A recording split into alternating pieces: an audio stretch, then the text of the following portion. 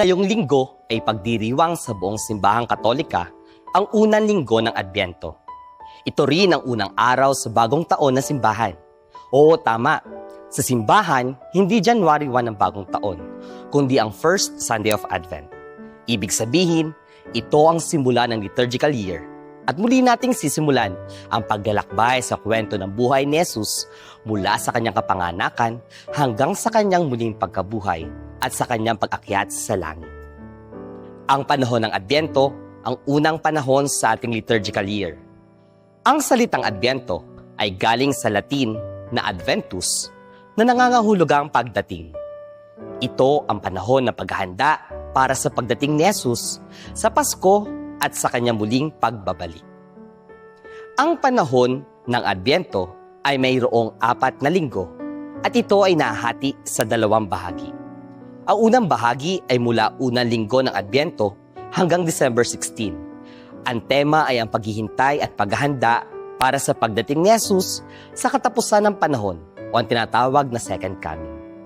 Mula December 17 hanggang 24 naman ang ikalawang bahagi, kung saan nakatuon ang simbahan sa paghanda para sa pagsilang ni Jesus.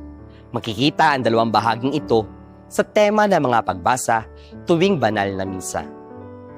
Makikita rin natin na ang kulay ng kasuotang liturhikal ng pari sa panahon ng Adbyento ay kulay violet.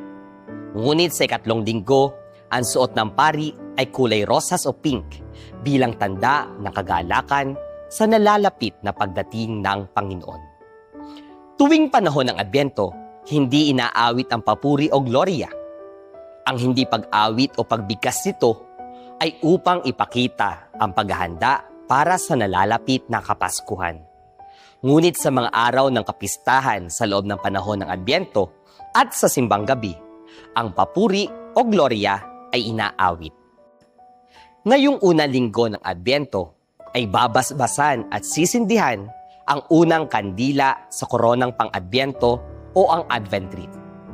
Ang Advent Wreath ay isang bilog na korona na mayroong 4 na kandila, 3 kulay violet at 1 kulay pink, na sumasagisag sa 4 na linggo ng paghahanda sa Kapaskuhan. Bilog ang korona dahil sumisimbolo ito sa walang hanggang pag-ibig at katapatan ng Diyos, walang simula at walang katapusan. Karaniwan din itong gawa sa luntiang dahon na tanda ng buhay at pag-asa. Sa panahon ng Adbyento, tayo po ay inaanyayahang maging mas malalim sa ating panalangin, magnilay sa ating buhay at magpakita ng konkretong kabutihan sa ating kapwa. Ang Adbyento ay hindi lamang paghahanda sa pagdiriwang ng Pasko. Ito rin po ay paghahanda ng ating puso para tanggapin ng Panginoon sa ating buhay. See you sa susunod na episode ng ating Sacred Basics, isang liturgy catechesis na handog ng Labora Media ng St. Benedict Parish.